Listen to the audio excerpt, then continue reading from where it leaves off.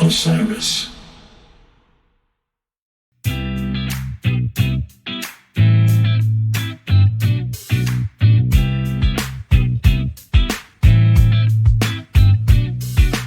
Welcome to Goose Chicks Podcast, an all-women-led show focused on the band Goose and the community that supports them. I'm Leslie Mack, producer and co-host.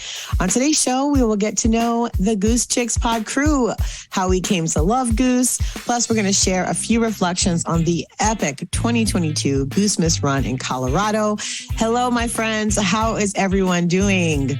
Hi. Amazing. Yes, we are deep in the holiday season. Super exciting. I know for myself, I didn't feel very holiday-y until I went to Colorado. So it's been pretty great. We're going to start off. I know we've done this a few times, but I wanted to give each of us a little time to just go a quick self-introduction so folks know who we are. This is only our second official episode and people are still getting to know us. So let's start with you, Chelsea. Hi, I'm Chelsea Long. I am from Moline, Illinois. Shout out to the Quad Cities. I have always been into live music, but Goose is kind of my first foray into the jam band scene. So I'm really excited to share my spiritual connection with Goose and how they help me pursue my creative passion. And they've really just been really instrumental on my life journey. So super excited to be here. Awesome. Thanks, Chelsea. Alexius, how about you? I am so excited. My name is Alexius Lipot, and I'm so excited to be here. I learned about Goose I went to my first Goose show last summer, and so I've just been along the ride ever since. Excellent. Alexia's also an amazing photographer. And the first time I met her, she was shooting one of the Goose shows in New Orleans. So that was really cool. Hannah, how about you? Hey everyone, Hannah here. I live in the Conway, Myrtle Beach area of South Carolina. And right now I'm in the Chicago area visiting my family. I am a professor by trade. So one of the things that I'm excited for with this podcast is sort of connecting that passion that I have and doing stuff with consent culture and things like that with my love of music and seeing live music, which I've always done since I was, a kid and a teenager. Raffi was my first concert. Shout out to Raffi. And my parents are taking me. And I guess one thing I want to say is because I talk a lot about consent at shows and stuff like that. So I just want to give a content warning that those types of topics will come up a lot on our podcast. And so if that's something that, is not something you can always process, then just be aware of that when you're listening to our show.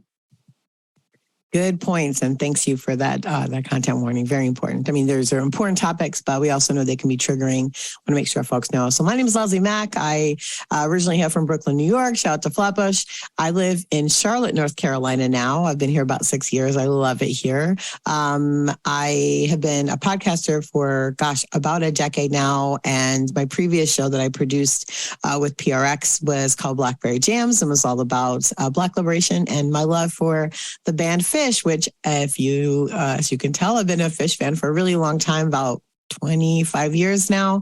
And I love Fish, love jam bands. I love improvisational music, which is kind of what stimulated me into getting into Goose in the first place. So we're going to talk a little bit more about how we each got into Goose. But for me, this show has become a bright light in my life. And I'm so excited to connect with all of the women here and all of the guests we have lined up to come on the show in the coming weeks and months. And I've just been having so much fun doing this and so excited that you all are here and listening. So do you mind if I jump back in? Yes, please go right ahead. So when we were going around, my dog jumped in and I was trying to get my dog out. And so, but I've grown up in Mount Airy, North Carolina in the Blue Ridge Mountains. And my dad plays banjo. And so I started out with a banjo. My mom loves beach music.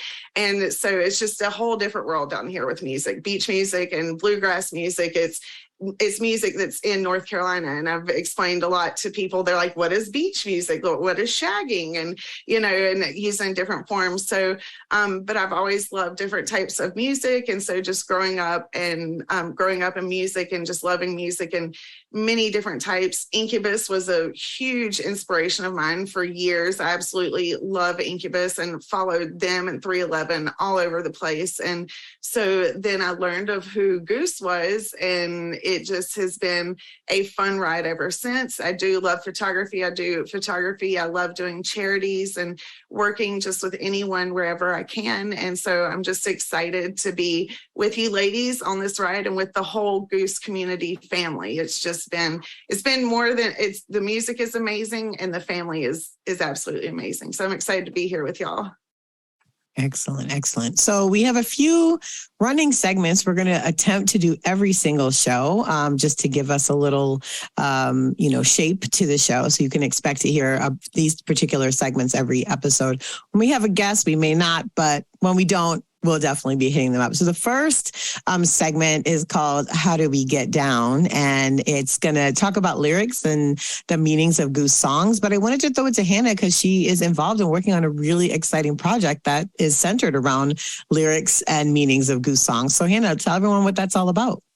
Sure. So shout out to TED Poet Society because that's really who kicked this off. And I am not an original member, or I haven't really even done a lot of contribution to them, but I follow what they do.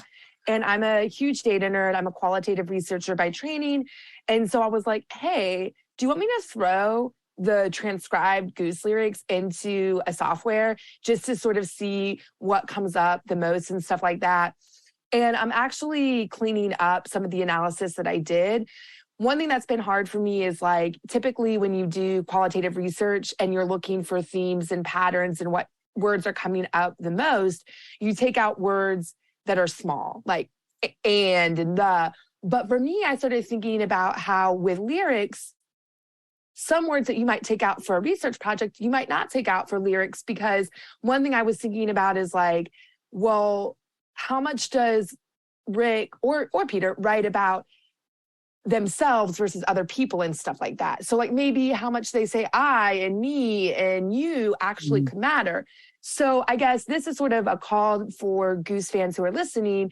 What type of analysis do you want to see? What do you think is important in Goose lyrics? And I did post in TED Poet Society's Facebook page my initial quick and dirty analysis, and that was really cool.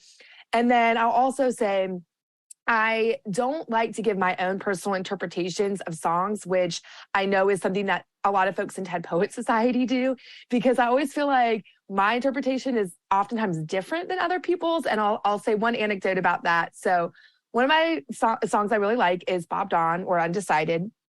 And to me, I've always thought that song is very sexy. Okay. Like to me, I'm just like this song, like when Rick sings it, he just looks really sexy. And I was telling people that, and they were like, no, girl, no, this is an angsty teen song. And so when he came out with that article saying that he was 14 when he wrote it, I was like, oh my gosh, everyone else is right. I'm wrong. Like I had to tell my best friend, which I hate telling him he's right and I'm wrong. But usually with Goose stuff, that's the case. And he actually says that because we used to listen to a lot of like early 2000s, like emo music. And so we were like joking how Bob Dawn kind of reminds us of the band Brand New, if y'all know who that is. And it makes sense, right? Because it's very angsty teenage vibes. So that because of Bob Dawn and Undecided, I won't give my lyrical interpretations, but I would love to hear from listeners what they want out of a Goose lyrics analysis. And then from there, I can start working on that and sort of share on the podcast and in TED Poet Society what I've been working on.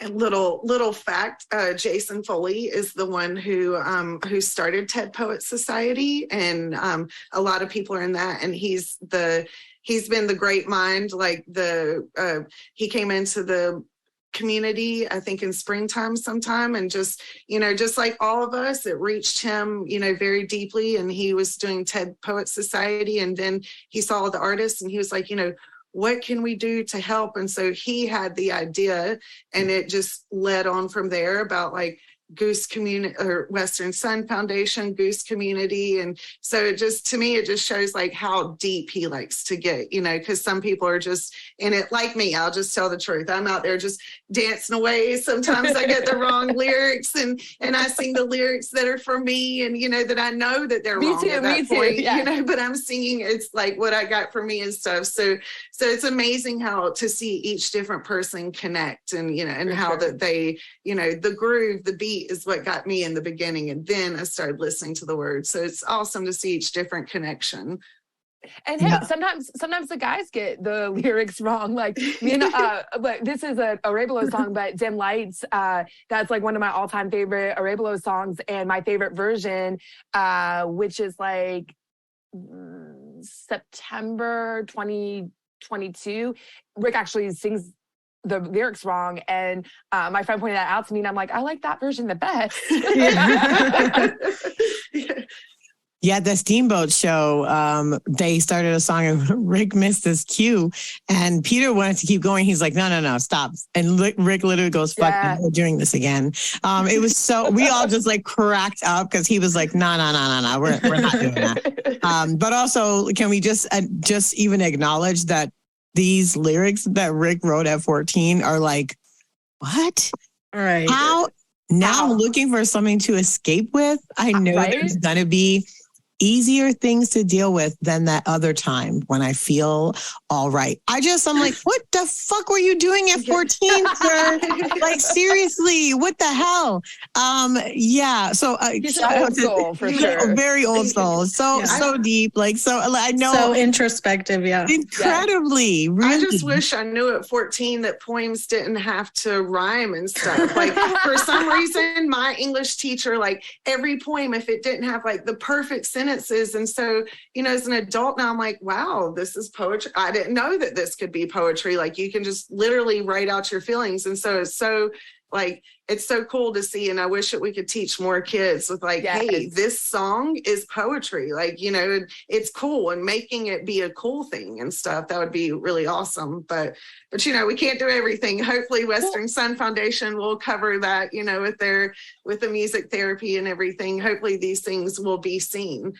I think I've seen on Facebook in some of the Goose groups where because there's a lot of teachers who are Goose fans. And I believe there are some fans who have actually taken a song and shown it to their students in like an English class or that sort of thing, just for like to show them like, you know, let's analyze this. What is the author trying to say and stuff like that. So, and their music is it is age appropriate for like, you know, they don't, except for Hatch, they don't really curse and stuff like that. So you can bring it into the classroom, even if you're a K through 12 public school teacher. Definitely. It's very interesting when you talked about rhyming. I always think, and Animal's my favorite Goose song, just for a lot of reasons. I'm sure we'll talk about that later. But in the second half of the first verse of Animal, there's an opportunity to switch body for feet in the last lyric because it would rhyme with deep. And I remember the first time I heard it, I was like, oh, they don't give a shit. Like, they don't care. I wouldn't say a lesser, but somebody who was more concerned about this rhyming, you know, convention would have put feet there, even though body is in the, you know, the word body is in the chorus. And Rick was like, no, we're gonna stick with body. We're gonna continue on that word. And my husband said something to me and he was like, well, you know, everybody doesn't have feet and everybody has a body, and that it actually is a more inclusive lyric when you think about it. And I was like, oh, you're right. There goes like, Drew again. I swear, like, Drew, like Drew is like the all-knowing. Like, I love talking to Drew.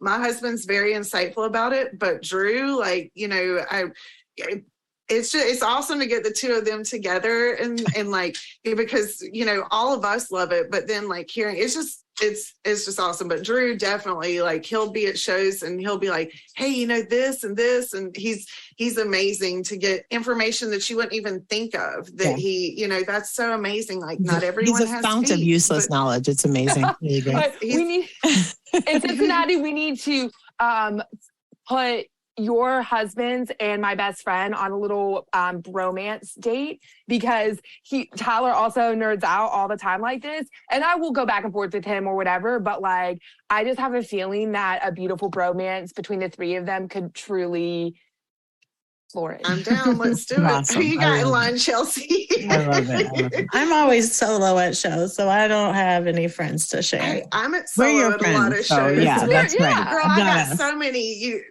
I got you hooked up. Don't worry. You won't go solo anymore. Okay, sounds good. All right. So our next segment is called Goose Talk. And we're going to talk about a few things that are relevant to the Goose community, things you may not know about if you're new to the scene, or maybe you didn't know all the details about. And I'm going to throw this to Alexius to talk about the amazingness that is El Goose Times. All righty. So El Goose Times, absolutely love it. I met John, and he's like the editor in chief, but it's a very, so El Goose Times is a fan-run publication about Goose and the community that started in April 2021. Content in each issue includes interviews, tour reviews, in addition to fun things like guitar tabs, recipes, and a cartoon section.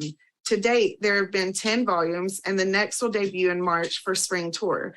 Absolutely love getting these at every show, and they're free, or you can buy a subscription if you're not able to go to the shows, which helps out, the community and different artists in it. And just that a few of the interviews so far that have been in there include Trevor, James Casey, D. James Goodwin, in addition to these amazing badass Goose Chicks like Rita Caruso, Peter's mom, Sam King, and Marta Getty. So you can, if you would like to learn more, that you can visit the El Goose Times website at www.elgoosetimes.com.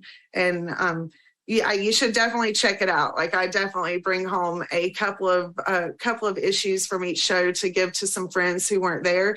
And it is definitely what is like the first thing read when we come home. Even my kids, they're all about it. That cartoon section bringing back is definitely, you should definitely look at it. It's a great episode, and it teaches you a lot.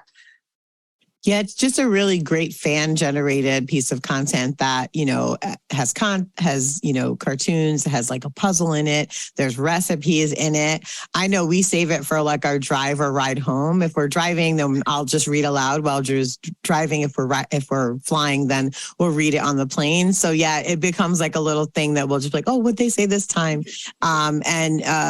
It's free. So if you're on site, you can just pick it up. It's usually like strewn about, almost always definitely at the merch table, but you can just grab a copy, and yeah, they're great. I'm trying to decide what to do with all of them that I have.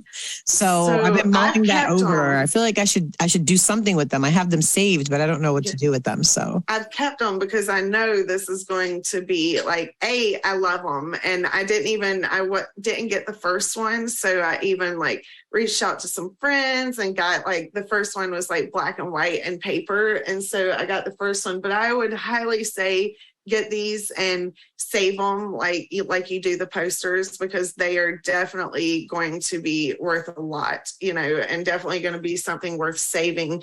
And that's why I'm still like, what should I do? Should I make like a little Goose section? Should I make I don't know how to save them yet, but I'm definitely saving them, and they're definitely worth a lot. And I definitely want to give a big shout out to El Goose Times crew and everything that they do, because they put a lot of hard work, time, and energy into this for us to enjoy in the community.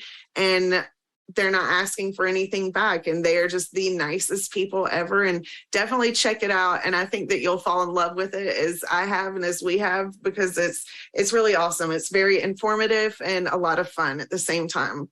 Yeah, it's a great way for people to get pulled into the community, which was the first time I got one. I was like, oh, what is this thing? And then I started being like, oh, the Goose community is much more involved with each other than I anticipated. And it felt really good and very welcoming. So check out elgoosetimes.com. And if you're at a show, definitely pick up a copy. They just do one per tour, so don't expect a different one at every show. I just wanted to not set poor expectations. All right. Our next section is called Fan Art Spotlight. For those who don't know, we have the most amazing creative people that are a part of this Goose community. And we are lucky enough to have one of those creators right here on our show as one of our contributors. So I'm going to throw it over to Chelsea to tell us a little bit of a story about how her creative endeavors have become her professional ones. So Chelsea, take it away. Thanks. Well, that was a great introduction. I appreciate that. So kind. So if you do not know, I don't think I've talked about it a ton, but I have a tie-dye business. So I create tie-dye mostly using ice dye technique. And that is what I do solely right now. And I just started my business. It's called The Light Within this year. So Goose was a major part of how I even was able to do this or started doing this. Really, I was really inspired by other people in the Goose community. You see in El Goose and Goose Chicks, people posting their art that they make, other tie-dye artists who are amazing. I've definitely gotten tons of inspiration and motivation from, and, pin artists and sticker artists. And there's so many artists in our community. So, being on, El Goose and Goose Chicks really got me thinking, like, what do I do? Like, I worked a corporate job. I sent emails every day, and I was kind of just like, this isn't me. This isn't fulfilling. This isn't what I want to do. And I always loved tie-dye. And so that is what I decided to just do one day. I was like, why not? I'll just make tie-dye again. I used to do it all the time for fun. And I just loved it. And then people loved it and they wanted to buy it. And I was like, oh, wow, this is a thing. So I did leave my corporate job, and that's what I do now. And it's all thanks to Goose. I do kind of have a fun story of how that kind of happened throughout the year. I even was looking at the dates. So I was calling it the Hunger Site video series. I guess it's the Dripfield video series. You know the 3 videos that came out, right? Yeah. It was Born, Dripfield, Hunger Site. It was all in this spring, I believe, earlier this year. And there was just they were really aligning with my life at that time. I even went back and looked at the dates, and I was like, these exactly line up with what was going on. So I started making tie-dye in March, which is when I believe around that time, the Born video came out. And it was very that video to me, and that song to me is very much about questioning, what are you supposed to do with your life? What's your purpose? What are you born to be? Right. So I just kept watching that video, and the video too, guys, just amazing. So yeah. Just amazing of just you can feel it in Rick in that video of just trying to write a song, and he can't write the song. And he's just what am I supposed to be doing? And is this right for me? And I just felt all of that at that time. And so that's when I was okay, something's got to change. I got to search for something deeper. And then when Dripfield came out, to me, that's he found his creative passion. He was able to connect with something bigger, right? And that's when I found tie-dye, and I was doing it, and I started doing it, and I was this is my thing. And I felt him in Dripfield, he's doing all the karate stuff and on the mountains. I was oh my gosh, this is me. I'm doing it. I'm doing things. And I was so excited. But I was still at my corporate job, and I really wanted to leave my corporate job, but I was money. I mean, you have to have money. Mm-hmm. So that's the fear that's put in us every time. Money. Exactly. It always comes back to that. So, but then finally the Hunger Site video came out, which is literally about a stupid office job and being unhappy and unfulfilled. And I was just this is it. This is the sign. This is it. This is what I got to do. I remember that day that video came out, my friend Nikki, love you, Nikki. She was also kind of going through the same thing. And we both messaged each other right when it came out at our jobs, I'm quitting my job. I'm leaving. I can't do it anymore. Yeah, I'm done. I'm done. And I did. And I left my job in May. And really, I really credit a lot of that to Goose, and just having that connection and that ability to look deeper into my life and not just live by society's expectations of people, what they expect of you. And my lifestyle's changed a lot, but it's worth it to me. And I feel like my story is not unique, though. I feel like this is the story of so many people in the Goose community, so many artists and people doing other things, wellness coaching and massage. And there's so many other things that people are living their passions. And so I don't know, Chelsea, that is pretty unique. Like, I know a lot of people that are doing their art things and that's helping fulfill them. But as for like quitting their job and stuff, like, you know, that's something that's taken people a big step if they have taken it, you know, and I think that's awesome. And I think you're such an inspiration because it is doable. And, you know, we sit back and we wonder, you know, society tells us all this stuff and that we have to do this. And basically it's just raising us from a young age to be a slave to what they want to do for the big money makers. And you were able to hear yourself and to say, like, I can do this. I can do this. I don't have to have A, B, and C to be happy. I actually need C, D, and E. And, you know, nothing about A and B are in here. And it's so true. Like the community, the overwhelming spirit of love, the support is absolutely amazing. Mm-hmm. Like I used to be just like, oh my gosh, I'm not going to spend this much money on things. This is ridiculous.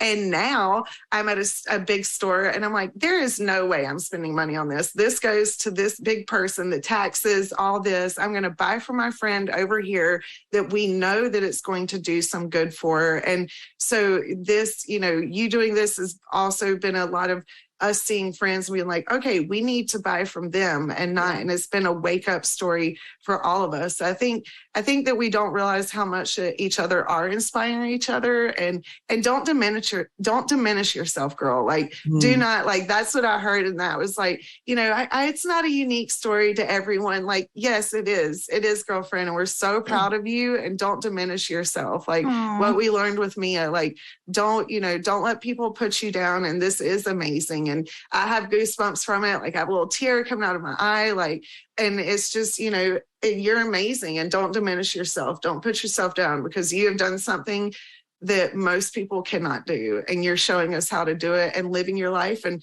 we're at Goosemas and having fun. And so, yes, we're so proud of you. And that's so awesome. I think there's a distinction here where it's like, your story resonates with a lot of people. A lot of people may have had similar sort of wake up calls or whatever, but your story is still unique to you.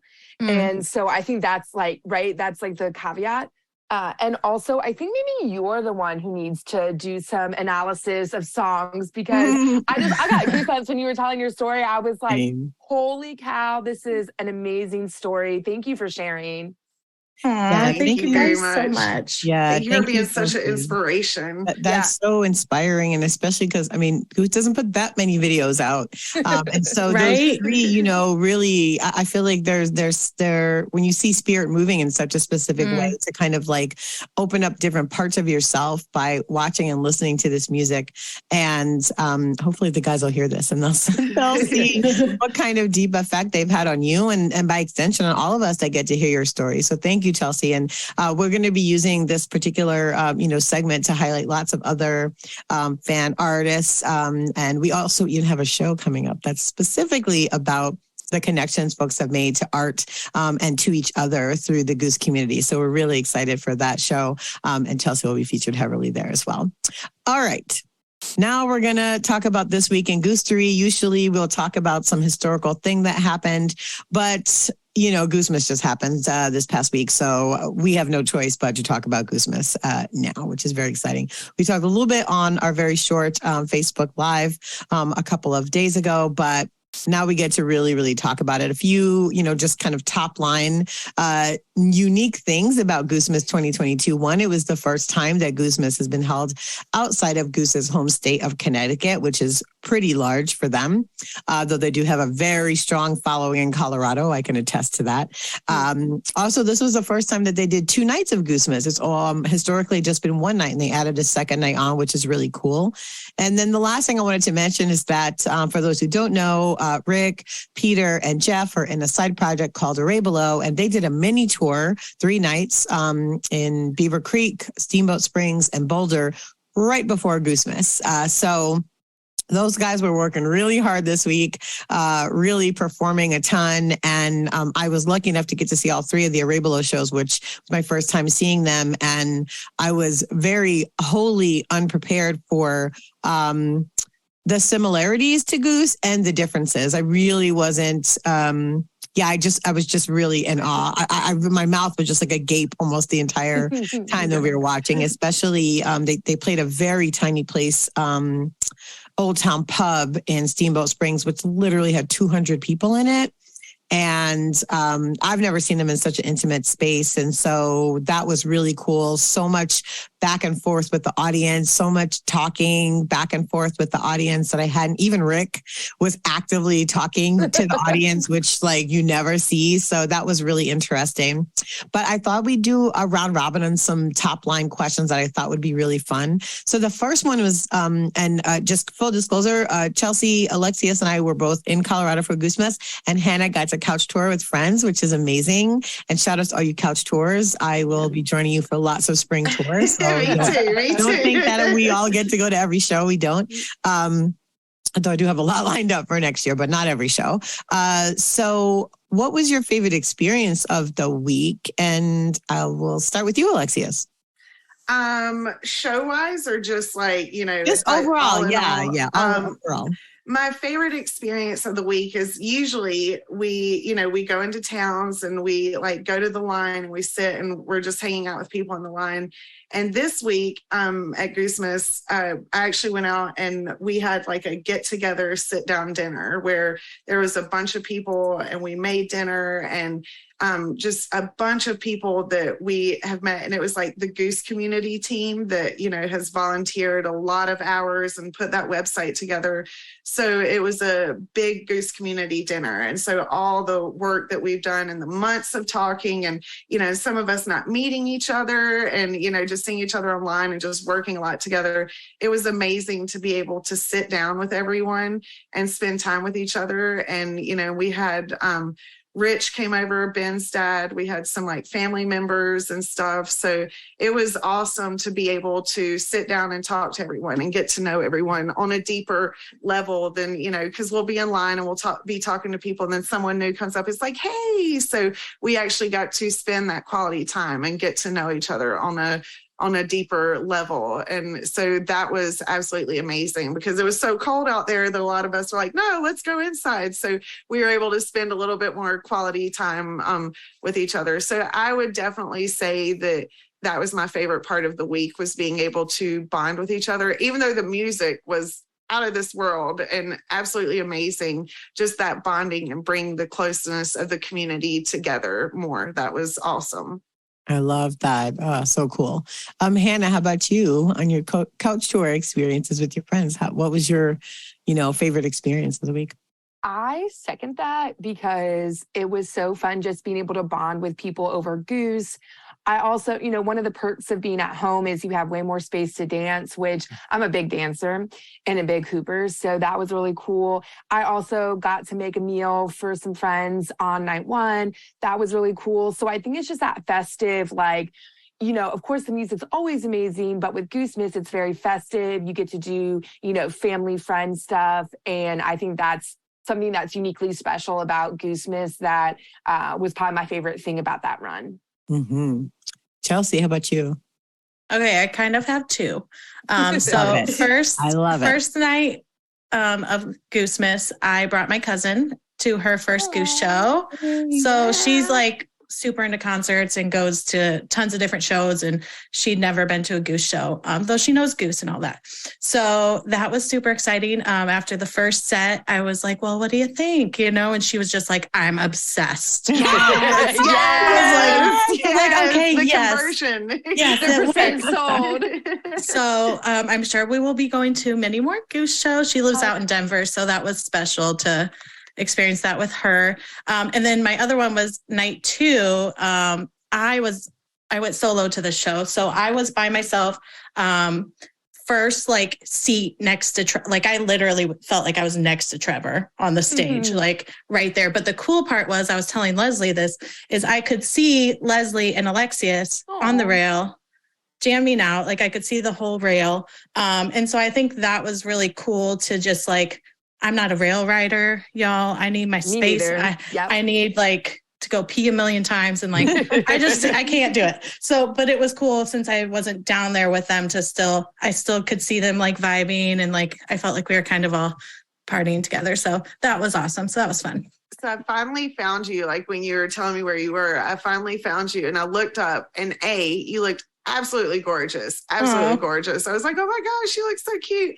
And B, then once I found you and stuff, you know how like you have to check your crowd and make sure that everyone's good and stuff. Like I would check up at you and just see you grooving and vibing. I was like, all right, she's good. She's good. And you ended up being around like, you did have a good spot because some people like came down and like that I knew and were just like hanging in that area. So it made it easier for me to look over and be like, okay, they're all good. Like, wasn't Tamara right there beside you? She was close. Yeah. Yeah. She was close. Yeah. So I was like, all right, everyone's right there. And then you had the Goose community group, like right behind you. I don't know if you saw like it was like 2 or 3 rows. And so I was just like, awesome. Everyone's right there together, but you looked absolutely gorgeous. Oh, thank you.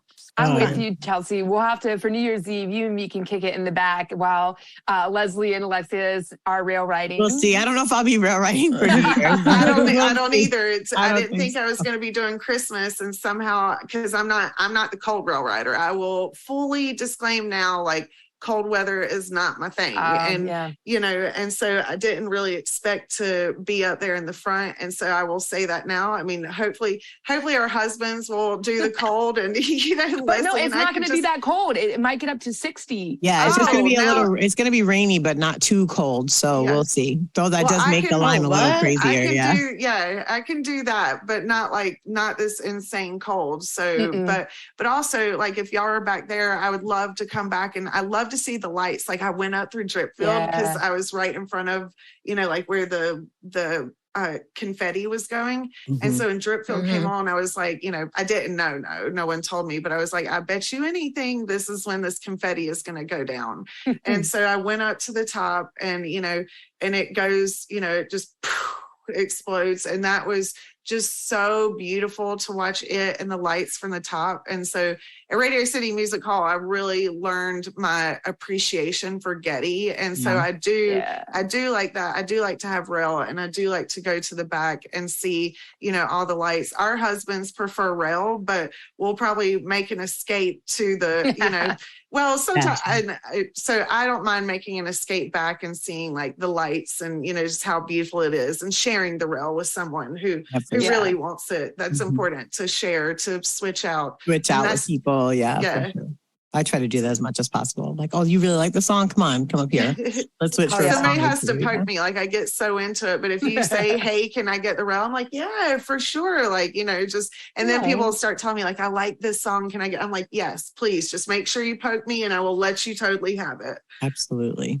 My favorite experience, I'll be honest, because I was on the rail for both nights of Goose, my favorite experience was watching the security at First Bank Arena. They were so into Goose.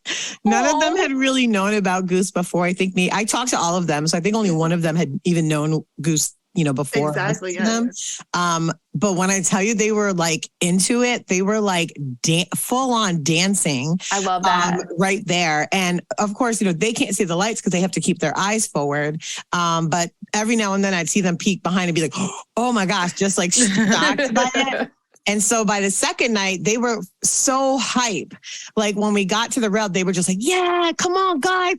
They were just like so hype about it. I love this. It was just amazing. And since my husband is like very big on like keeping areas clean. And so we got down there, we were on Pete's side the first night and he was like asking the security guard, hey, can we put up a couple garbage bags up front here because people can pass trash up and we can make sure we keep the space clean. And the guy looked at him with like a inquisitive look, like, what are you talking about? He's like, we're trying to keep the areas clean. He's like, no fans have ever asked for this before, but I'll go get them. So he went and he got a couple garbage bags. And so like at set break, we would like pass a couple of them around to just make sure everyone had their trash out and the floor wasn't wet and stuff like that.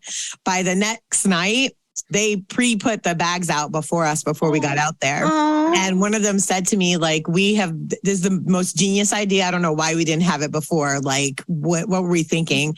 So thanks to all of y'all for suggesting it. And then they also were handing water out throughout both shows. And so literally just like, if you need water, so I was just like, if you're on the rail, just like passing bottles of water back, which was really great to keep folks hydrated. The best idea. You didn't have to pay for it. It was free. Such a small expenditure on the part of the venue to make sure people are safe and they're not having to like drag people out overheated and all of that stuff. So that was my favorite experience. And I got to talk to this particular security guard who happens to be a DJ. And so he had a lot of cool music stories to tell. And we like got his info and passed it around and everything. So that was really fun. And I really enjoyed that. Super fun experience. Just watching them discover Goose right in front of us was really cool. And how like, sold really they were out. on it. Oh, yeah. Like immediately. It was so funny. At the beginning of the night, I'm like, guys, this is going to be a historical moment. Like, y'all are going to be happy, years down the road, y'all are going to be like, wow, we worked that show. And they're like, yeah, sure. And then by the end, like seeing them groove and stuff, and they're watching us have fun and then watching them have fun. And, it was a really good time. Like at first I was kind of like, all right, guys, we're not here watching y'all. But then they were having so much fun with it. And they were, it was just like, and it was all interactive. And the band was watching them have fun. Like they were, they were all into, and, even Ben's like, he's like laughing and like, yeah. And so, and, that was a great experience was the security guards and how much, and even going up the stairs, I'm going up the stairs to the restroom and there's like this whole section blocked off. And one of the security guards is totally getting down. I mean, like had that whole section to herself and was like totally jamming. And I think Binky got like a picture. She zoomed in and like videoed her. So there's a video of that security person like totally jamming out. Yeah. So that was awesome. And then, first night to second night, like they were very much like, okay, what can we do better? And like, it wasn't horrible first night, but it wasn't the best. But second night, they're like, get this stuff down. And so I'm definitely also thankful to Goose Management, for making sure that things are getting sorted so that we're not having to go through it 2 nights in a row. And, hopefully whatever, I bet that they're asking the places, hey, what's your security team like and stuff. But, maybe we should just write for them, just like be like, hey, do you have this? But no, they're getting it. And Goose Management is doing an awesome job of making sure that, things are getting sorted, that we're only having to go through it once if we have to go through it. And, so I'm really and adjusting. They did that a lot. Even on Fall Tour, they did that a lot. I remember like night 1 in Atlanta versus night 2 in Atlanta, very different setups. So they've been adjusting on the fly. It's been really nice to see, very responsive to the experience of fans, which not every band does. So exactly. Maybe. Okay. Yeah, go ahead, Hannah. Oh, I was just gonna say, maybe the Colorado security crew will like start their own little crew, like Hell's Angels, They'll like go on. Yeah. Goose's Angels. Goose's Angels. I love it. That would be really cute. Okay, so next round robin question. What surprised you about the run? And we'll start with you, Hannah. I would say, so I was super waiting for Linus and Lucy, and I knew that was coming, but I was not expecting green sleeves, which I thought that this was the first time they had done that, but it wasn't. So I don't know, like, I guess it wasn't on my radar. And so that was something that was beautiful and it surprised me. And I was excited to hear that. That's funny. They teased green sleeves in New Orleans, I believe. Yes, if I'm recalling correctly. And I was standing next to somebody who I met in line. I don't want to like out them or say their name. Dope dude. And he hit me. He like tapped my shoulder. I'm like, what? He's like, that's green sleeves. I'm like, oh, because we had been sort of like earlier in the day thinking like, oh, it's New Orleans. Maybe they'll do like, we were thinking of songs, covers they could possibly do because we were in New Orleans. And nobody mentioned green sleeves, but they just teased it. And then to see them do the whole song, this one was really cool. So yeah, that was really dope. Chelsea, how about you? What surprised you?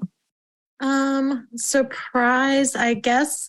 So like the balls with the songs on them, Mm-hmm. when I saw it in the lobby and they were like, write your Goosemas wish, I was like, I have no idea what these people are talking about. I was thinking like a big picture wish, like what do I want in life? And I was like, I can't even think about that right now. Like that's too much.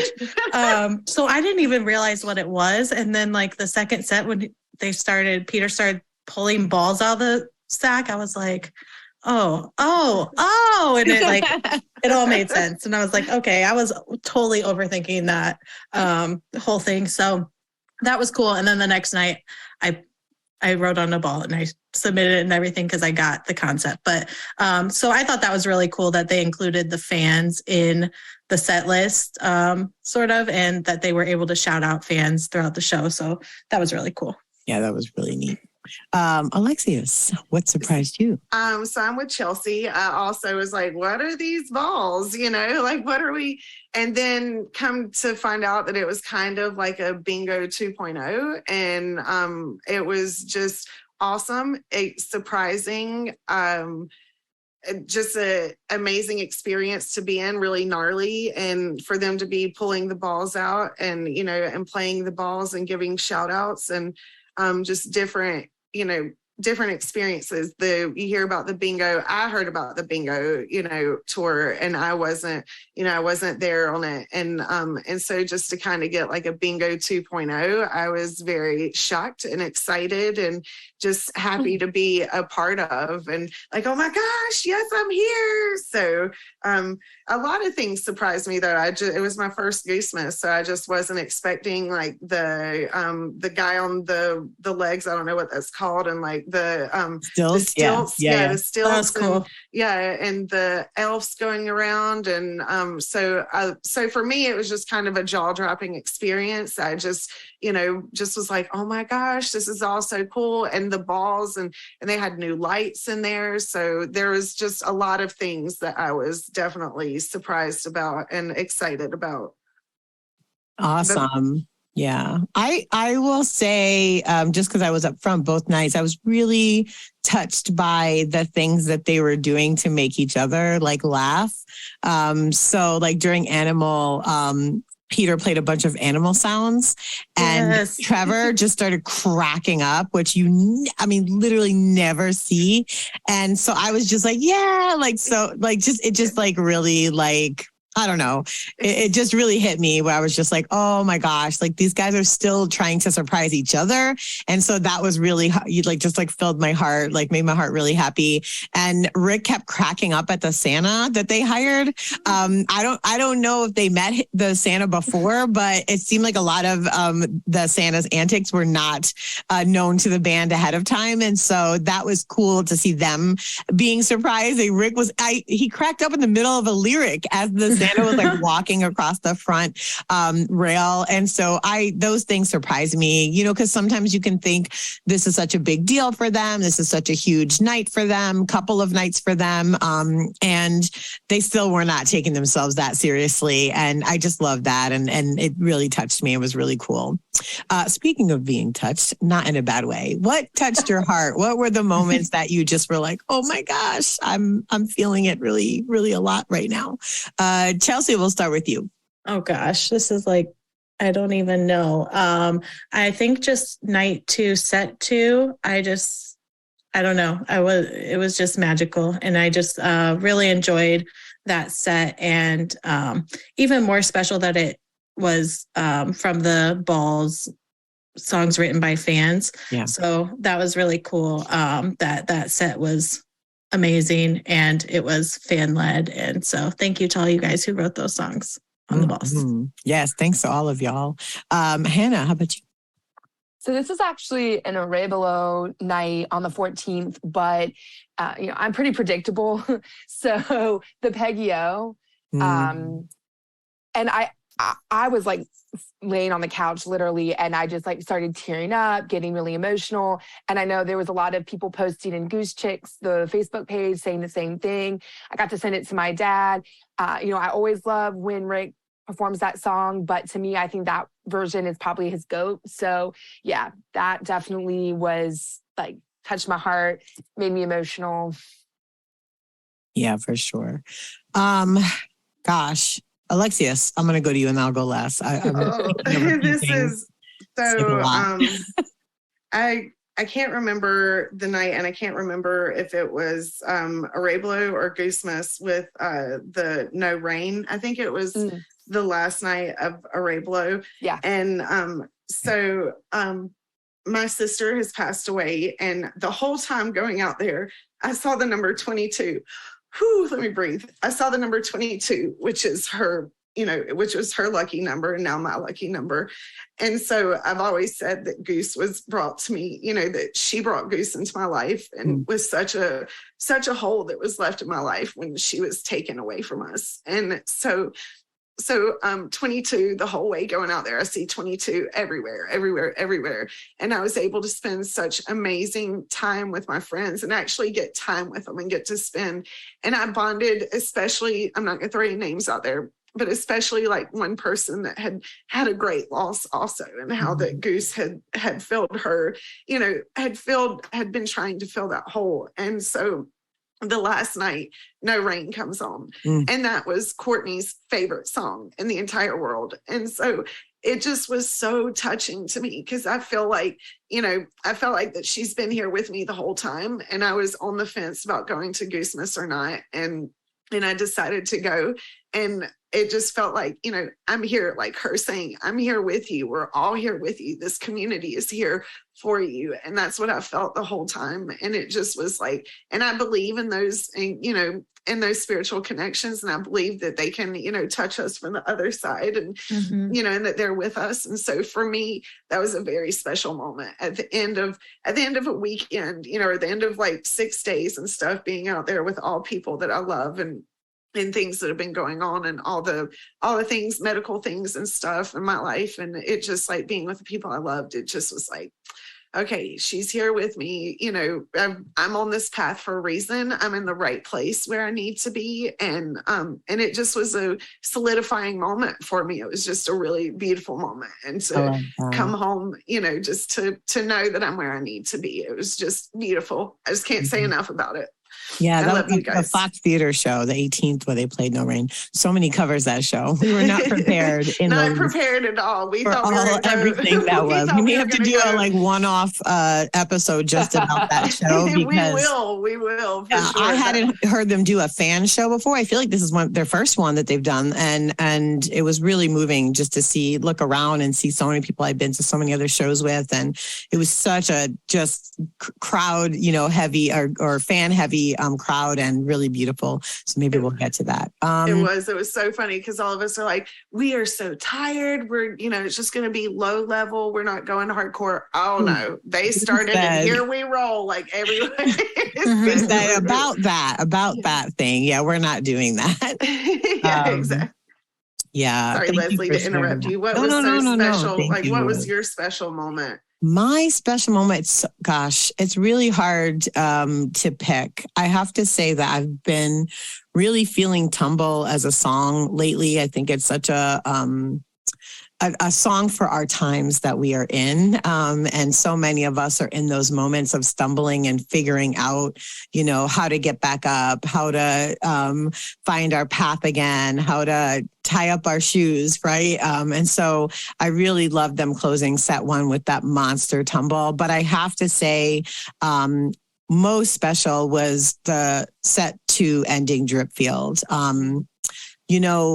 All of us have listened to Dripfield so much, not just the album version, seen it so many times live. But for me, this was their magnum opus of Dripfield. It felt like a culmination of this amazing song that they titled their most recent and certainly most successful studio album after. And, what I refer to as DJ Rick, where he, loads songs into his mixer and then uses that throughout the song. He took so much time at the beginning of this Dripfield to lay all of these layers of guitar sounds into the song. And then once he was done, they pulled the cord, and it was just a freight train of a version. And I was just sitting there, soaking it all in and really feeling like, wow, this band really did what they set out to do when they wrote Dripfield, when they recorded the album. And now here we are in December seeing them with the snow, with this amazing space, with just them on all cylinders. I remember looking back at Ben and he was dripping sweat. I mean, soaked. His shirt was soaked through and he had the hugest grin on his face and he was so happy. And, Jeff in his elf suit, which I just think is hilarious. And he was wearing glasses that night, which he usually doesn't, which I thought was really funny.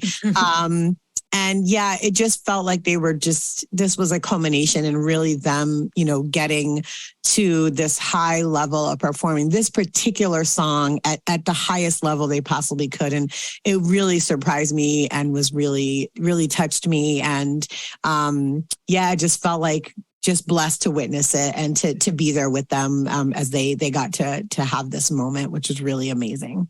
Ooh, and what perfect timing for the confetti. Just perfection. That song, yeah. Don't y'all think it was like, when they were out in Colorado last time, you could tell like that they were a little bit nervous and stuff. But this time it was just like you said, they were playing with each other. They were relaxed. And that's when they work their best, is when they're not as, and I think we all do, when you're not as stressed. And they were just playing with each other, joking around and getting to see Trevor's like beautiful smile. As my mama says, I paid for those teeth. Make sure you smile and everyone can see those teeth. And he just like whips a big grin. And thankfully Amy Keikos like snaps a picture of it. I literally at that moment, I'm like, does anyone have a camera? Did anyone get that beautiful smile? Yeah. And thank heavens she does. And but yes, that just all the way around, just special. And just the lightheartedness was everyone felt that. Them being that way, we all felt that way, and it just made everyone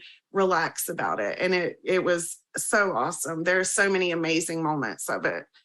Absolutely. So also, this was the first full Goose show since the Taboose run. And I was really interested to see like what from that tour and that experience with Trey would translate into, the next evolution of Live Goose. And so a few things I was really excited to see. Folks who don't know, Tab always has an ASL interpreter on site. And this was the first Goose show that they had an ASL interpreter on site. Yes. It was really, really cool. I was, for the first night, was towards the side of the ASL interpreter. So I got a few shots. And then when I was in the middle, I'm going to post it on our socials because it was really cool. In the bridge for I think for Dripfield, I like zoomed in to the interpreter and then for a few seconds, and then I zoomed back out to Rick singing. So you could like really see that she was signing him, and it was really cool. So I'll post it on our socials later today, or maybe when the show comes out, but I'll definitely make sure I post it. But it was very cool. The second thing was the early merch booth. So usually we didn't have that before. So they had a merch booth, not just a booth. It was a whole trailer, y'all, with three openings, 3 lines that could go through. And they opened that at 4:30. So even folks who didn't care to be up front or didn't care where they sat, they could come, get their poster, throw it in their car, take it back to their rooms, and not have to bring all that stuff into the show, which is huge. So huge. Can't say enough about it. That was the biggest, that's from the Taboose tour. That's probably like one of my favorite updates that they've done, because exactly what you said, there are a lot of people who just get there that they don't care about being in the front at all. They don't care about being on the rail, but they want that poster. Yep. And so to make it before they go in, and they don't care where they're sitting,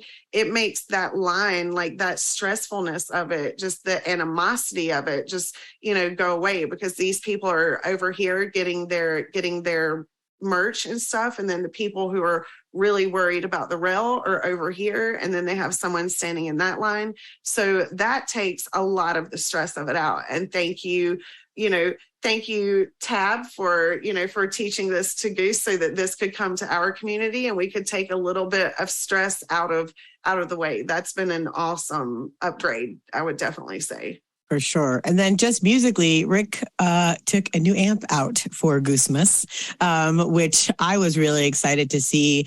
I've been very blessed to be on the rail a lot to see the interactions between the band, but watching Rick learn and use this new amp was really something special. I had said I think I told you, Alexius, there was one point where the actual guitar was like pushing his hands off of it because it was so much sound coming through it. And it was really cool watching him do some new things. There was a few times where you saw he had like his hands off the guitar, but it was still playing. It's because this amp actually has some different tricks that his previous one didn't. And I know that some of that came from talking to Trey about amps and rigs and setups. And then Peter had more pedals than I've ever seen him have before.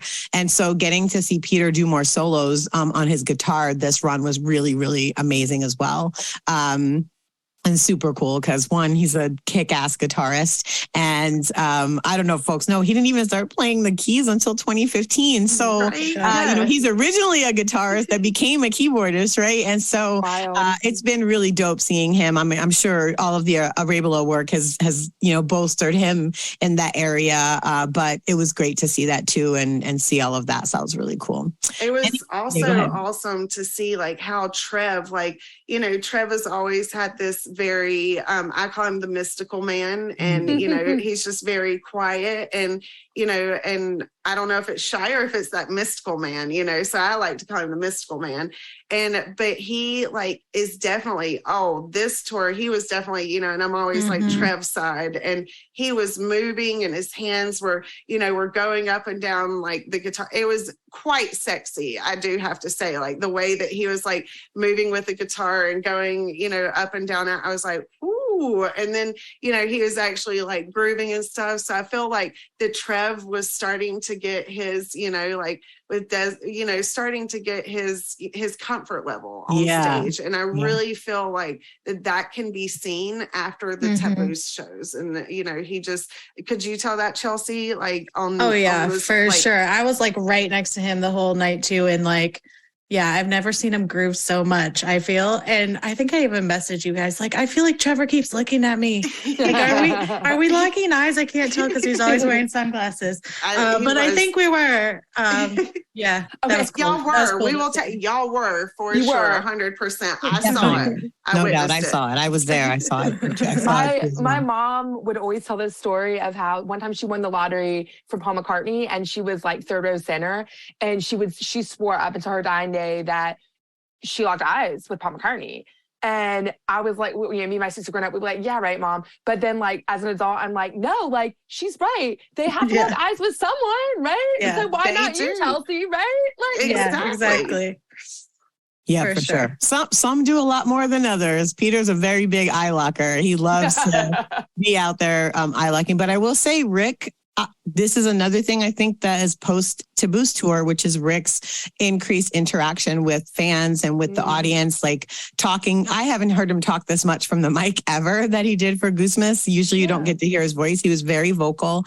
And then at the Fox show, he came up front and was like fist bumping people, going in and going off stage. Never seen that before either. And so I think Trey really helped him see even as a front man, you have to interact with people in a specific way. It'll feed you. It'll make you better. And so that was really dope to see that as well. Final thoughts on Goosemas before we move on. I like the way that they also, after Taboos, came together and all as a band and what was it, bowed, and and just that. I really like that. I don't know why. It's not like I felt like I was missing that before, but then when they did it, I was like, wow, this is awesome. Like it's the finale to a show. And I never realized that was something, but when they did that the other night, I was like, it's a beautiful thing to see them all come together. And I honestly don't know why that affected me like it did, but I just was like, oh, this is nice. And that was something that Tab does. And so they picked up a lot of awesome things, and just Goosemas, from my point of view, I will not miss another one. And I want to get together a group called Mother Goose so that we can have we can have people that are the ones that we trust, the ones that we know, we can do different shows of who's in charge of the kids. we can take, because there are certain people that do have their kids, but I will definitely not go to a Goosemas again, even if it's with my kids. It's something very special, and I was thinking, it's how are they going to make this special after all these awesome shows that they have done this year? And they did. They made it, I keep saying, this, I keep saying this. And they did. They made it special. They made it all about Goosemas, and just the spirit. And like I said on the going live, like I felt like, I could come home after Goosemas and be Mrs. Claus on steroids. Like I'm super in the mood for it. Like I'm just, like I can be the best Mrs. Claus ever and have such an attitude, such a positive attitude. Whereas Christmas, you're usually knocking people out of the way, trying to shop and trying, by the time Christmas gets here, it's like raging. And, with all the stuff that you've had to do. And like, I'm just so happy. And it just was amazing. And also last point, they played Dark Horse in Colorado. We didn't get that the first time. I was so excited when it comes on. I'm like, yeah, we got a Dark Horse where the Dark Horse is when we land, because the big horse outside of the Denver, Colorado airport. And the first I'm like, why didn't we get a Dark Horse? And this time we got one, and I'm like spinning around like, we got a Dark Horse. So there are a lot of I could go on and on about Christmas. It was amazing, definitely exciting. And they made it definitely worth the trip and made it super special. And it was an amazing first 2-day Goosemas and outside of Connecticut.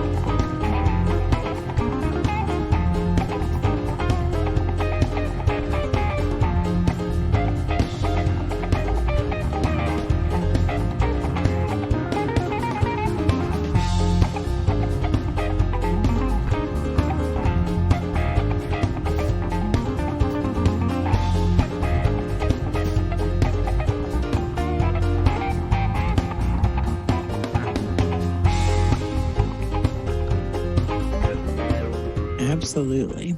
Hannah, Chelsea, any final thoughts before we move on? No. All right, cool. Oh, Chelsea, you're muted if you had something. Sorry. I was just going to say, I agree with Alexius. I probably will not be missing a Goosemas again. So that's going to be a new yearly tradition for sure.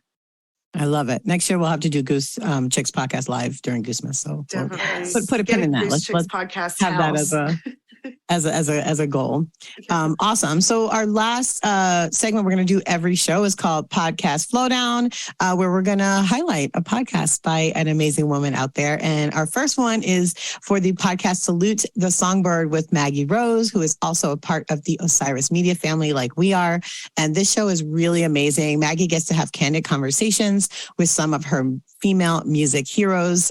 Most recently, she spoke with Jewel in a really touching conversation. We will have a direct link to Salute the Songbird with Maggie Rose in our show notes, but definitely check out that show and expect to hear more recommendations for amazing women podcasters as we continue.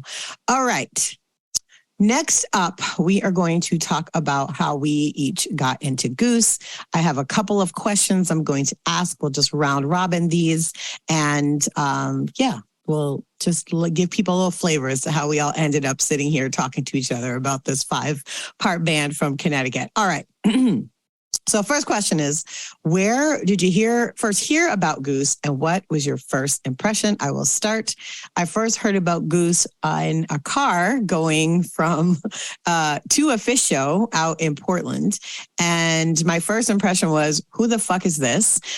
Because I was so I'd never heard of them, but also I could tell immediately that this was a group I should be listening more to. So that was my first impression, how I heard about them for the first time. Chelsea, how about you? So I heard about Goose in 2020 from the person I was dating at the time. And we started watching the live streams. My first impression was I thought they had a really cool alternative rock vibe. Hannah mentioned earlier the band Brand New, which I am also a huge fan of, and I never made that connection until she said that earlier. But yeah, I could kind of see that sort of vibe. So, and I thought the live streams were really cool too. So not a lot of people were doing that, and we really, really missed live music. So that was awesome. For sure. Hannah, how about you? So this was my first summer back from Hawaii, and my mom was sick. I was taking care of her. But me and my stepdad we kind of butted heads when my mom was still alive. And so I would always take the weekends to go to shows and festivals. And I'd usually go to Cincinnati with my best friend, Tyler. And so we were in the car too, and he plays the Father John Misty song that they covered. And he was like trying to think of like, you know, what kind of music do I like? What should he play for me? And he played that. And then I think we listened to Honeybee after that.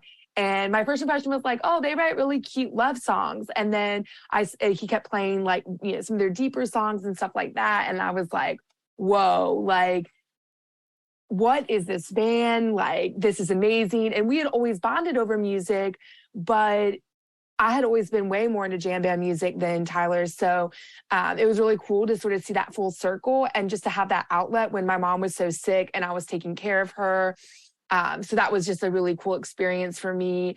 And they'll probably always be one of my favorite bands because it reminds me of, you know, my mom, my best friend, my sister. So yeah. Oh, I love that.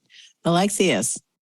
So my first hearing of Goose, my husband was listening to the Dead Pandora radio station, and they pop up, and they popped up a couple of times. And so I was like, okay, I'm gonna give this band a chance. And so I was walking one day and I was just walking, and Wisteria Lane comes up, and, you know, this was the time that my sister was lost, and it just was, you know, just set my soul on fire, everything that I needed. And so then after that, just the words spoke to me, the music spoke to me. And, you know, we went to Floyd Fest, and seeing them in person was just sold. After that, there was no question about it. So yeah, that was my first experience with Goose. Great segue, because my next question I wanted to ask, kind of two-part. One, what hooked you? And then where did you see them live for the first time? And how did that kind of shift your view of the band? Obviously, it's one thing to, like, even though it's live, you know, recordings and videos, it's another thing to be in the room. So curious to hear, you know, what really hooked you fully, and where you saw them live for the first time, and how did that kind of shift things for you in terms of liking them to becoming like a super fan of Goose. And we'll start with you, Hannah. So kind of what Alexius was saying, it's like that combination of the lyrics and the sound. Like, I really appreciate Fish and how amazing musicians they are, but their lyrics are very silly and have never really spoke to me. And so that I guess trifecta or whatever you want to call it, that really hooked me. And then the first time that I saw them was in Chicago, New Year's Eve, which is where my sister lives. So she got to go with me. I was there with her and my best friend. It was epic. I couldn't ask for a more special nights. And so, that kind of, it didn't really shift much for me because I already knew. I was like, this is like, I'm committed to this. I'm gonna be going to a lot of shows. Like, but I'm getting New Year's Eve will be my 1-year anniversary of seeing Goose live, so that's exciting. Yeah. Ooh, we all get to be together for your anniversary! Yay!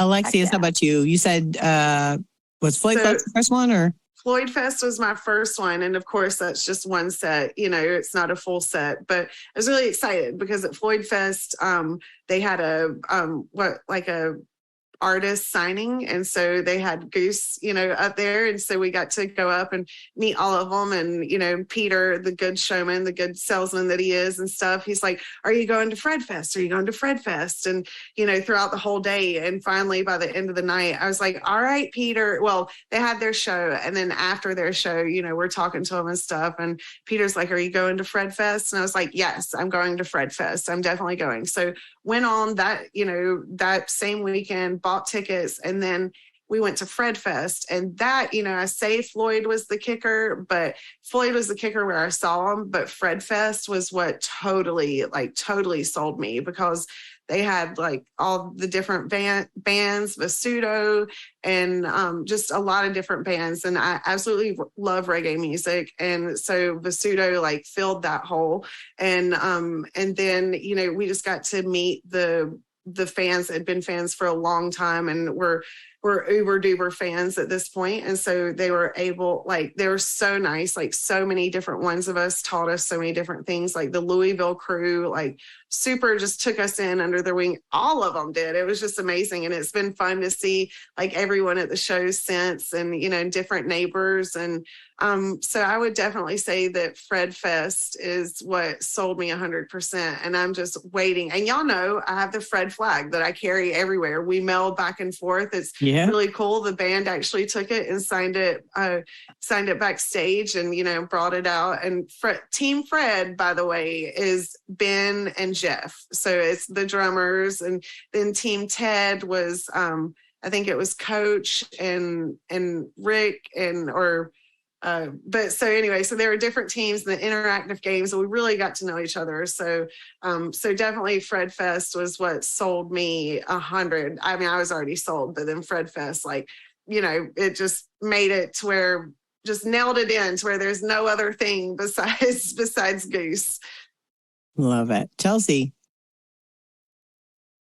So what hooked me on Goose was during the live stream seeing Rick when he gets into like a jam, and he almost goes into like a meditative state. They talked about this in the interview, if you've heard it, that they did on goosecommunity.com, I believe. So how he just like, you can feel him like taken over and embodied. And I felt that as like a listener too. And I was like, wow, this is amazing. Like, this guy's really, really something special.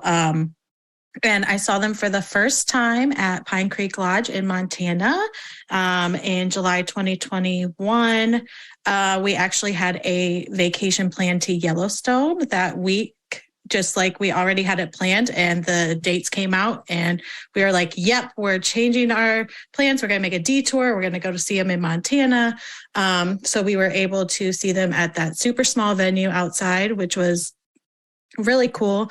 I was actually like in the back row standing on like a stump, and I could barely see them. If you've been there, you know what I'm talking about. There's like the campfire stumps in the back. I had to stand on that because I'm short, but I just thought what was really cool was just the collective energy of the crowd that you felt. You know, in the live streams, you don't really get that. You get the band and that sort of thing, but seeing them actually live, it was like, and the people around you all grooving, and you're all there for the same reason. And I think that is what I was like, okay, we're going to see them again, and just kept on going after that. But the Pine Creek shows were definitely really cool vibe, and really cool venue too. Nice. I saw them for the first time this year in Charlotte. My husband had gone out to Portland to see them, and I couldn't go. One of us has to work.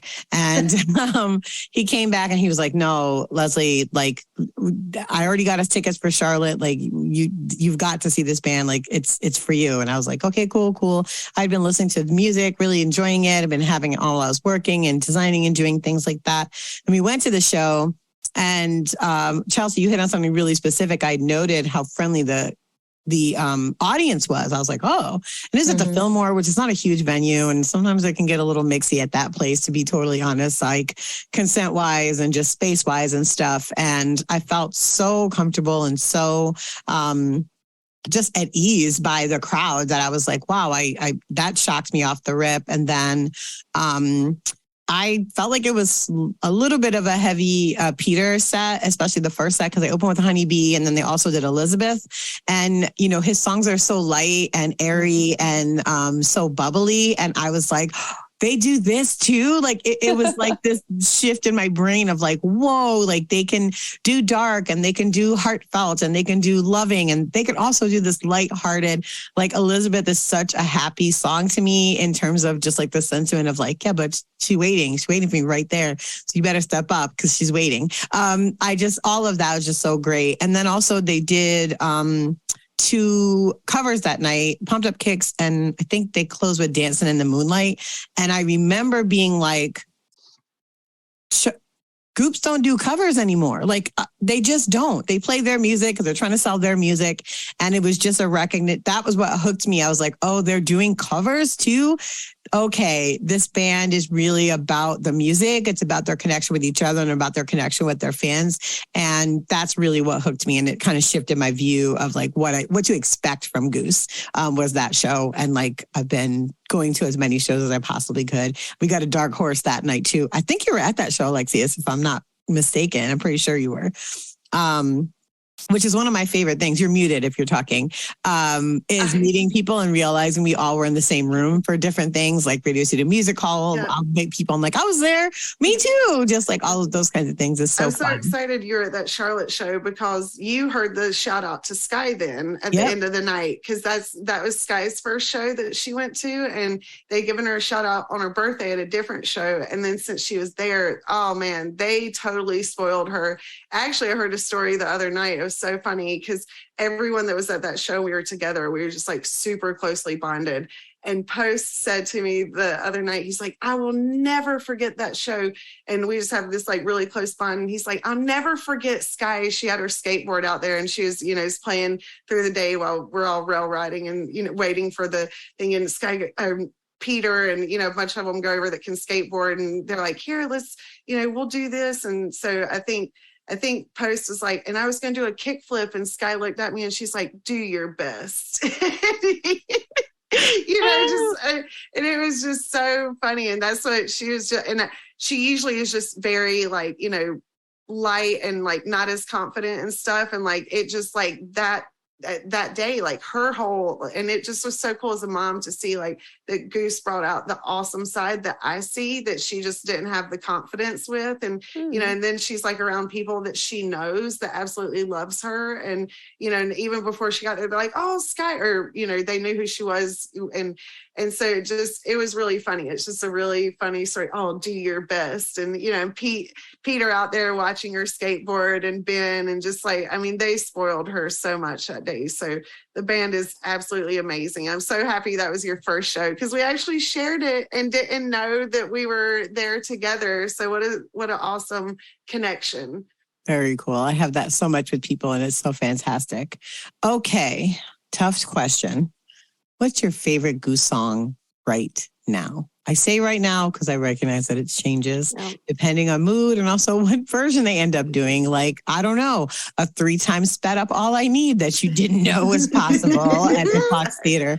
That I honestly was like, what is this? Oh shit, it's All I Need. Wait a minute. So I with all those caveats, right now, what is your favorite Goose song currently? And we'll start with you, Hannah. All right. So I'm really big on manifesting stuff.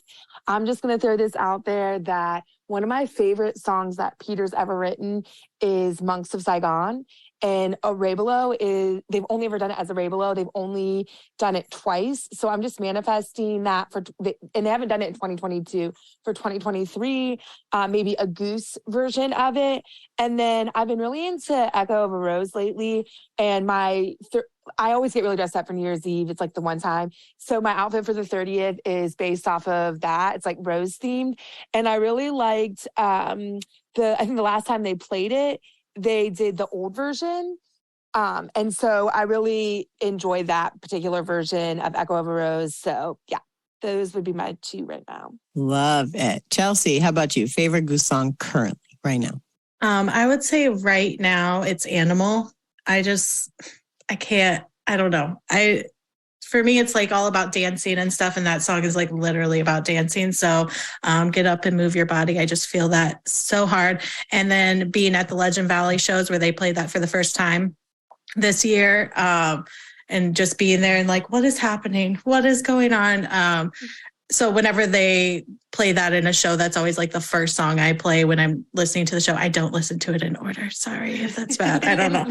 But that's always like the first song. I'm like, I want to hear what they did with Animal, and then how they did it, as you were talking about, Leslie, with the animal sounds, specifically at Goosemiths.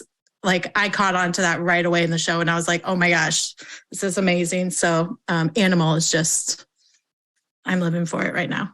That's my all-time favorite. It's not my favorite currently, but it is my all-time favorite. So I'll get to all-time favorite. Oh my All-time. God. Listen to your shows how you want to. There's no no we don't rules care. here. Listen to That's it. Yeah, right. no rules. Be you. So right now, my favorite song, and it has been for a few months, I'm obsessed, is the Radio City Music Hall I'm Writing a Novel with Father Misty. Like, I don't know why. Like, I am just absolutely obsessed. Probably also because he came out on stage, like just the way he came out on stage and his moves and it just all like that song is amazing and different versions of it. And always Wisteria Lane will always be a favorite. Like even when I try and, say it's not, like I just resonate with it so much. And but yes, definitely not for covers, but No Rain when they play that one, and Pumped Up Kicks is Sky's favorite song. So, but for me, definitely I'm writing a novel right now. Have you ever seen Father John Misty live? No, and dying to. I saw him at Bonnaroo. This was when, I forget the name of the album, but it's the album that song is on. I saw him at Bonnaroo around the time that album came out. And so when people from Goose say that he's a living legend, like he truly is, like he's fun to see live for sure. Awesome. Yeah. Putting it on my to-do list for definitely. For sure. So as I mentioned, Animal is my overall favorite Goose song, especially live at a show. Like I just go fucking nuts, literally. Just it's my favorite to dance to. But I'm really obsessed with Thatch right now. I really need them to write the lyrics down at some point. This is like a running joke. In fact, I think it was the OTP Arabelo show. They have been joking around every show saying like, does anybody have any questions for Peter? Does anybody have any questions for Jeff? And so at that show, they said, does anybody have any questions for Rick? And somebody goes, what's the words to Thatch? And Rick goes, I don't know, y'all. I just mumble a lot. And we all just like cracked up laughing. Obviously, there are words. I will figure them out eventually, but I just love the groove of that song. I love that they played it so much since writing it during the Taboos show. And also, to me, it's just one of those things that reminds me how many of their amazing songs have not made it to an album yet. Like Animal is a great example. All these amazing songs they've written this year that they haven't even gone into a studio to record yet. So for me, it just makes me like starving for a new Goose album as well. And I hope that they get to put one out in 2023, although they have a very busy schedule ahead of them already. But I did hear Peter do an interview saying that they're itching to get back in the studio. And so I'm hopeful that some of these make it on. But yeah, I'm very obsessed with Thatch right now. It also feels like, for me anyways, the first song they've written that was really meant for all five of them. I feel like each player in the band gets a moment to shine on Thatch, and that makes it really special. I really love that about it. And so, yeah, guys, let us know the lyrics so we can be out here singing with you. Right. Come on. And not looking like a moron. Not just trying to like feel around. Okay, last question. What are you each hoping to accomplish with Goose Chicks Podcast? And I'll start with you, Alexius. So I've said 1,000 times, like the community is a big part to this band. The music is amazing and the community and family is a big part, and the artists, getting Wisteria Lane going. And so my hopes for this podcast are to have fun with the community, not just be like every other podcast breaking down songs like through the minutes. It's, let's have fun. What was our favorite, what was the energy? What was the fun part of it? Just like, we've been going over, so that people who aren't there can feel like part of the energy. And, and a lot of people don't know about El Goose and different things, and certain websites are different ways. And, and so to kind of bring the loving and good feelings, and the positivity into the podcast, and just keep everyone included in it, because it is more than the music. That's what makes Goose. The music is amazing, but it is more than the music. It is the community. It is the people. It is the artwork. And that's a big thing that we've seen in big bands in the past. And it's amazing to watch it grow. So hopefully that's what we can do here, is just keep everyone in the loop and keep everyone loving and just knowing what's going on outside of just what's going on in the music. And that's what I hope to obtain out of it, is, just letting people know what's going on in charities and, the community, and just keeping everyone involved and happy together. Love it. Love it. Chelsea, how about you?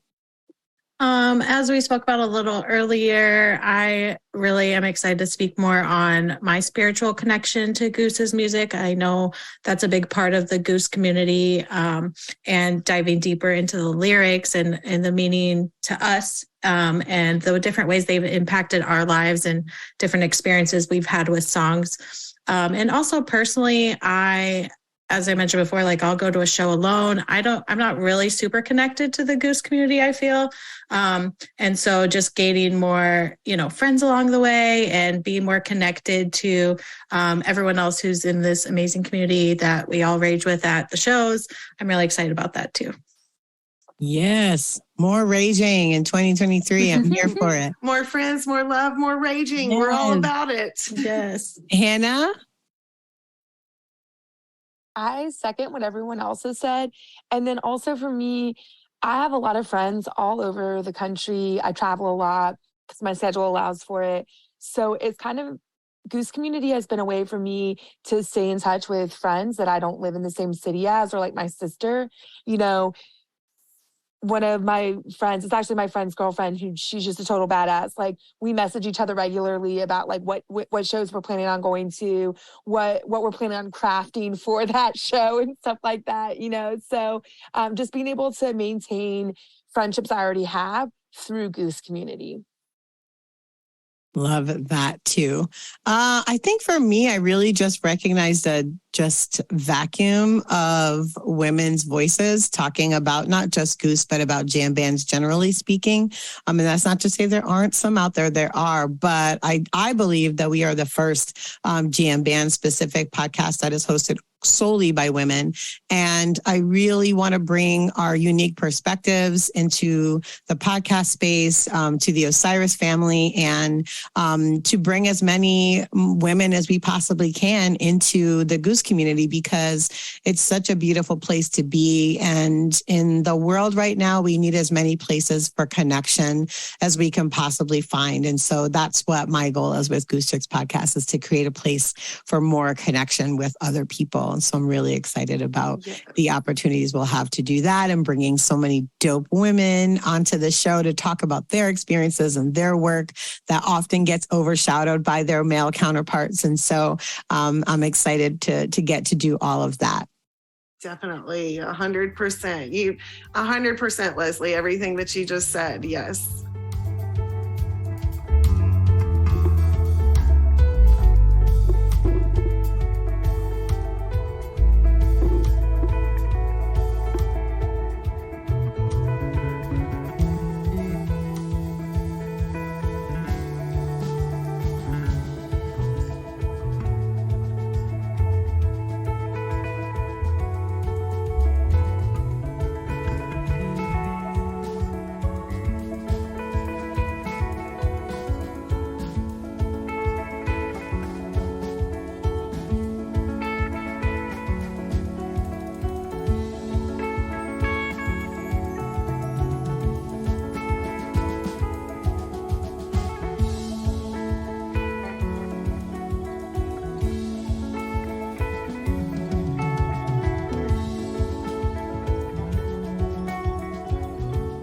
Awesome. All right. We're coming to the end of the show.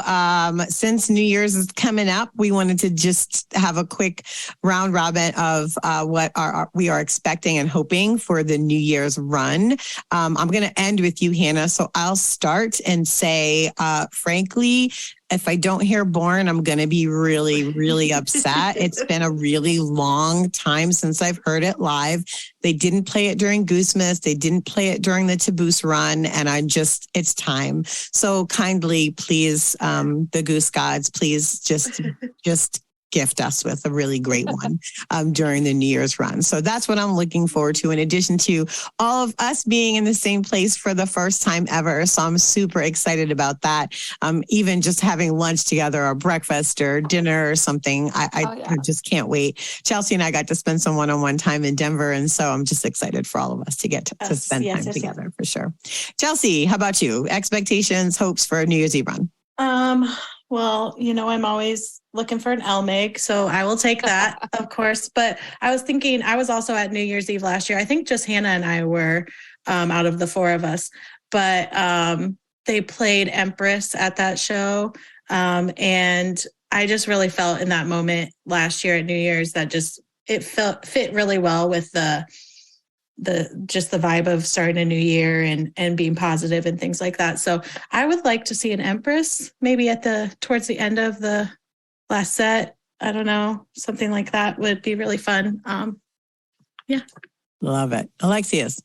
So I was there last year at New Year's, and oh yay. Yeah, I was there, and so it was freezing cold, but my last tattoo was Empress, the one last tattoo that I got. And so I'm always down for an Empress too, Chelsea. Like y'all know, I don't set expectations because I've learned that I don't want to be just put everything oh my gosh, and then let down, and just be like, oh, they didn't play this.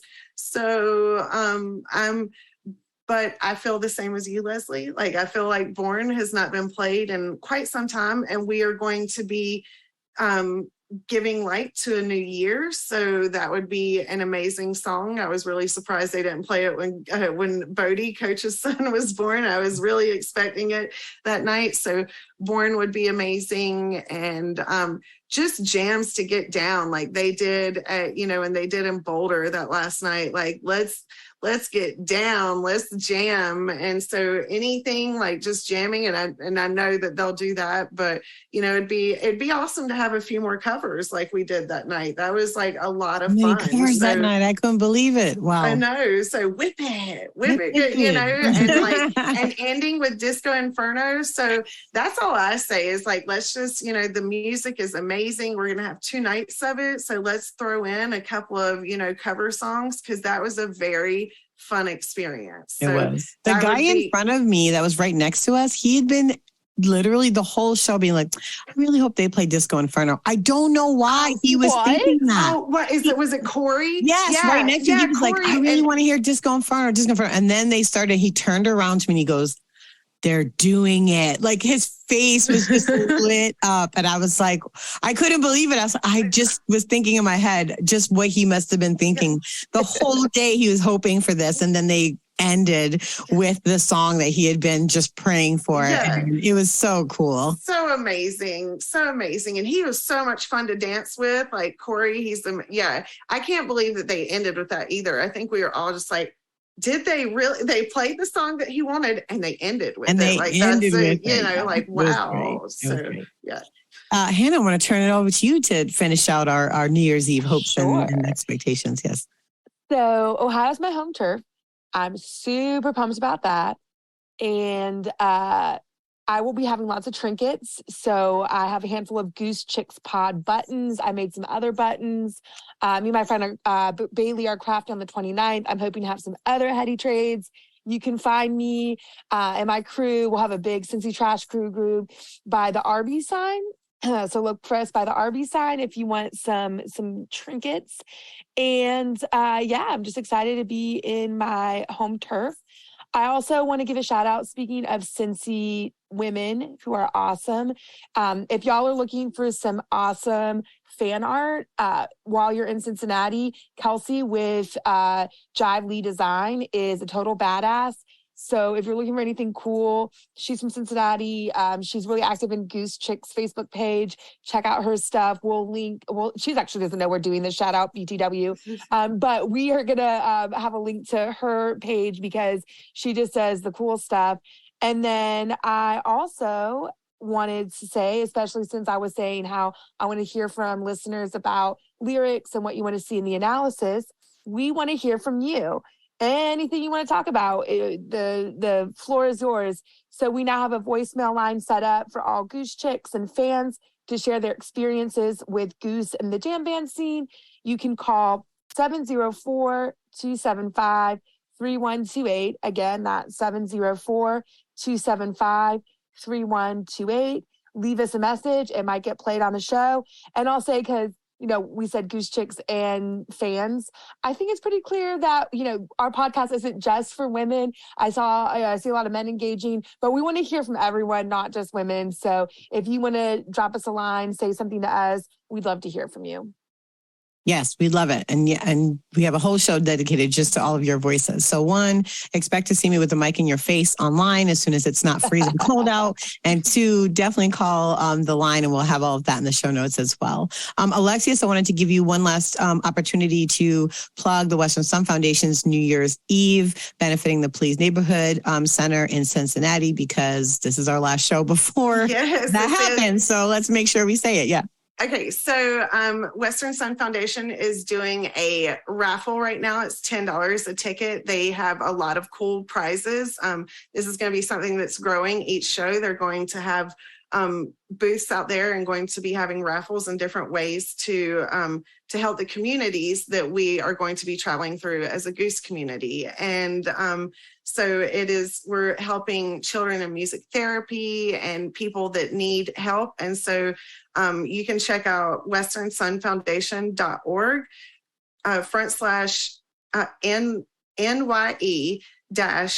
/NYE-campaign. And this is where you can go and check out more information about it. You can buy the $10 raffle tickets to possibly get one of the prizes.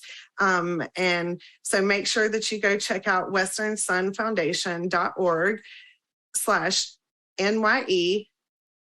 /NYE-campaign. So, but you can just go to westernsunfoundation.org, and it's very easy to put it in and to find. They also have social medias on Instagram and on Facebook, and they have their website. Again, that's westernsunfoundation.org.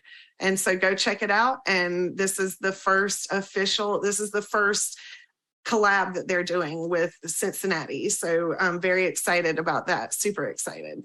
Yeah, so very excited about it. It's going to be very cool. And also, again, Western Sun is, their goal is to, anytime that Goose goes to a community, that the fans have an opportunity to give back. They also have a table at the shows. So definitely you can even just go and enter the raffle right there on site if you're going to be in Cincinnati for those 2 shows. So check them out and definitely support them across the board. We're definitely going to be having a whole show devoted to Western Sun Foundation. So that's coming up here on our show as well. All right. I think we are here. We've at the end of our second full episode. Goose Chicks Podcast is produced by Leslie Mack. That's me, with support from sound engineer Matt Dwyer. Shout out to you, Matt. My co-host Alexius Lipot, and contributors Chelsea Long and Hannah. Okay, Hannah, we had a conversation about your last name. I want to make sure that I say it correctly. It is, you even typed it in phonetically, and now I'm like, Liebreich. Okay. No, Liebreich, right? Yes, perfect. Yep. There we go. So contributor Chelsea Long and Hannah Liebreich. I will not mess it up again. That'll be that. No worries. Absolutely.